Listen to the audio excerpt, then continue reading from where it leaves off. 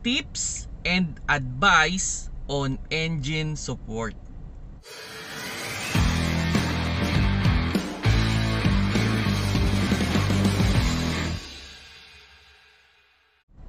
Hello mga paps, I'm Kuya Shane at yun, may na-receive na naman tayong question na related sa support ng engine at ng transmission. At ang concern niya, actually ang pinakatanong niya sa atin, kung okay bang gumamit ng replacement na support. Okay, ito yung advice ko sa inyo or tips with regards dyan sa support ng inyong makina. Okay, as much as possible, original ang bibilhin ninyo.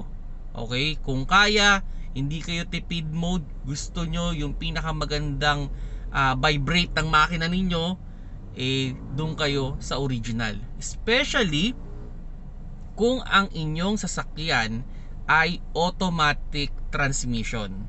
Okay? Kumbaga, syempre may option naman tayo original, yung replacement, o magpapa-rebushing tayo. Okay? So sabi ko nga, kung automatic transmission yung sasakyan mo, ay highly recommend original ang ipa-priority ninyo. Kasi ganito lang yan mga paps, no? Pagdating sa replacement tsaka rebushing, there's a possibility na hindi nila makuha yung tamang lambot or tigas ng goma. So ang ending, pwedeng mas maging ma-vibrate yung inyong makina kung hindi nila makukuha yung tamang lambot at tigas ng support.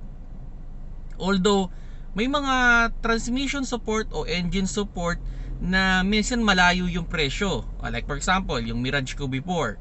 Kung bibili ako ng original na engine support, I think nasa 8,000 pesos. Kung bibili ako ng replacement, I think nasa 1.5. So syempre sa layo ng difference, I will go for the engine support na replacement. Now, sa transmission support, as far as I know, 3,000 yung original. Okay? Then nasa 1.5 yung replacement. Dito kumuha ako ng original kasi nga automatic yung Mirage ko before. Okay? So I highly recommend pag automatic, original. Then yung center support niya, original na rin yung kinuha ko kasi almost 500 lang naman yung difference. Okay? So ang last option lang talaga natin dito ay yung pagpapa-rebushing. Kung wala tayong mabiling pyesa ng support o transmission support or center support, dun lang tayo papasok sa rebushing. Ang problema with rebushing, most of the time, minsan mas matigas talaga sila. Kasi ang ginagamit nilang goma dyan is yung galing sa mga gulong ng mga bulldozer. Kumbaga, yun, inaayos lang nila para maging fit dun sa ating support. Although may mga magaling naman gumawa, pero yun nga, hindi nila minsan makuha talaga yung tamang tigas or lambot.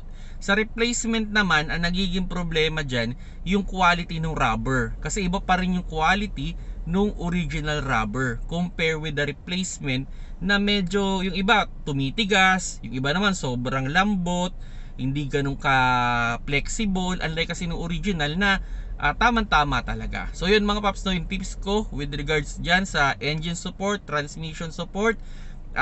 Kung sakali, as much as possible, original yung top priority ninyong bibiliin. Kung nagustuhan nyo yung video, paki-like na lang mga paps.